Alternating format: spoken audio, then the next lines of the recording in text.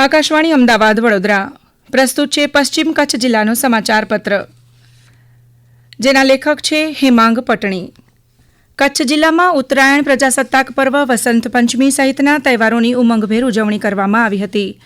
ઠંડીના યથાવત રહેલા ચમકારા વચ્ચે સ્થાનિક સ્વરાજ્યની ચૂંટણીની જાહેરાત થતાં રાજકીય ગરમાવો જોવા મળ્યો હતો. કચ્છમાં 76મા પ્રજાસત્તાક દિવસની જિલ્લા કક્ષાની ઉજવણી નખત્રાણામાં કરવામાં આવી હતી.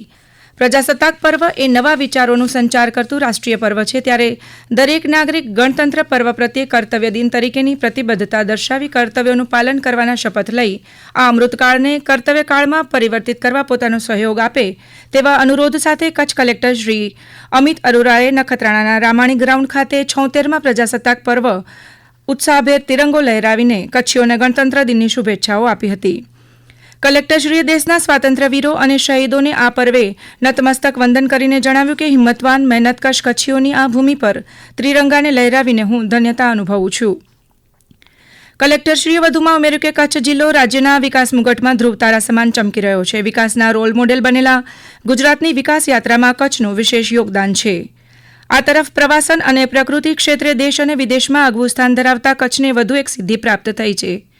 મુખ્યમંત્રીશ્રી અને વન પર્યાવરણ મંત્રીશ્રીના સતત પ્રયાસોથી ગુજરાત બાયોડાયવર્સિટી બોર્ડ દ્વારા કચ્છના લખપત તાલુકાના ગુનેરી ગામના 32.78 હેક્ટરના વિસ્તારને બાયોડાયવર્સિટી હેરિટેજ સાઇટ જાહેર કરવામાં આવ્યો છે, જે કચ્છની વિવિધ વિશેષ ઓળખમાં વધુ એક નજરાણું ઉમેરાયું છે. જૈવિક વિવિધતાના સંરક્ષણ અને સંવર્ધનના મહત્વના પગલાંરૂપે કચ્છ જિલ્લાના લખપત તાલુકાના ગુનેરી ખાતે ઇનલેન્ડ મેનગ્રુવ ગુનેરી સાઇટને ગુજરાતની પ્રથમ બાયોડાયવર્સિટી હેરિટેજ સાઇટ તરીકે જાહેર કરવામાં આવી છે. ભારતીય વાયુસેનાની સૂર્યકિરણ એરોબેટિક ટીમ દ્વારા સફેદ રણ, ધોરડો અને પિંગળેશ્વર બીચ ખાતે શાનદાર એર શોનું આયોજન કરવામાં આવ્યું હતું.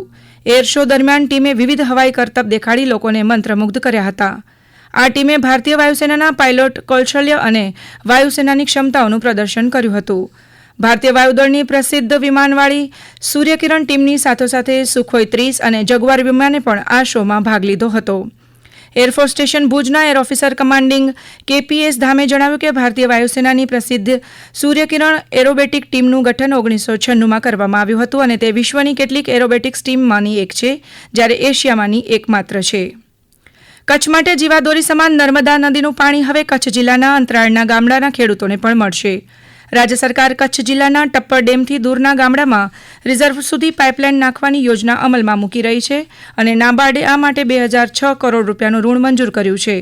આ યોજનાથી 127 ગામડાના લગભગ 2 લાખ લોકો લાભાન્વિત થશે અને 1.57 લાખ હેક્ટર જમીનને સિંચાઈ માટે પાણી ઉપલબ્ધ થશે.